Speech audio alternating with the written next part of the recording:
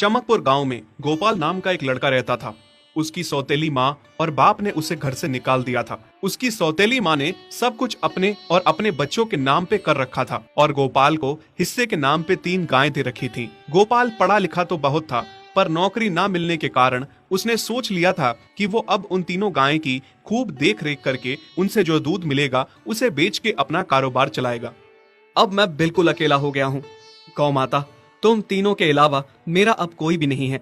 बस मेरा घर चलाने के लिए तुम तीनों को मेरी मदद करनी होगी। तीनों गायें बहुत ही हट्टी कट्टी और जवान थीं और रिश्ते में भी एक दूसरे की बहनें लगती थीं। चंपा, चमेली और मैना। मैना सबसे बड़ी और समझदार गाय थी। चंपा गर्भवती थी और चमेली को अभी अभी बच्चा हुआ था। वो दूध दे रही थी, जिसके दूध को बेच के गोपाल का थोड़ा बहुत घर चल रहा था। पर गोपाल को अब चंपा और मैना पे पूरा भरोसा था कि जब उनका बच्चा हो जाएगा तो वो खूब दूध देने लगेंगी और जिससे उसका कारोबार अच्छे से सेट हो जाएगा। देखा चमेली बहन, हमारे मालिक को कितनी उम्मीदें हैं हम तीनों से। हाँ चंपा, सुना मैंने, मालिक ने हमसे कितनी सारी उम्मीदें लगा रखी हैं। और उम्मीद रखे भी क्यों ना, कितना समय खर्च करते हैं मालिक हम पे और कितनी सेवा करते हैं हमारी, कितना खिलाते पिलाते हैं हमें।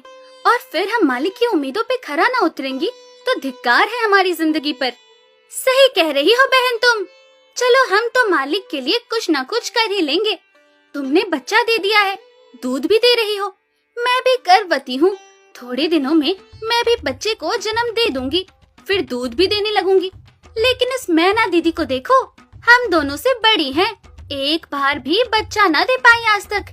क्या इसका फर्ज नहीं बनता मालिक के लिए कुछ?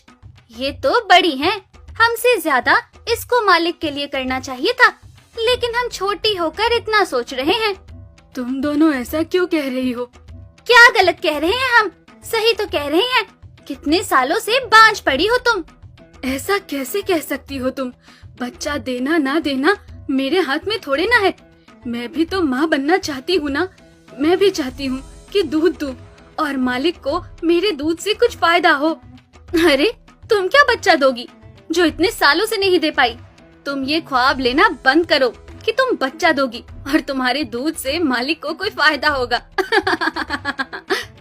दोनों छोटी बहनें बड़ी बहन मैना की बेबसी का मजाक उड़ाती हैं और उस पे हंसती हैं। इस बात से मैना बहुत दुखी होती है और रोती है कि उसी की बहनें उसको दिलासा देने की बजाय उसे ताने मार रही हैं, उसका मजाक उड़ा रही हैं। फिर एक दिन गोपाल का पड़ोसी उससे कहता है, अरे गोपाल, तुम्हारी 2 गायें तो ठीक है, एक गाय का क्या है? उससे तुम्हें कोई फायदा नहीं है, बेच क्यों नहीं देते उसे? अरे नहीं नहीं भाई साहब, बेचना क्यों उसे? अभी बच्चा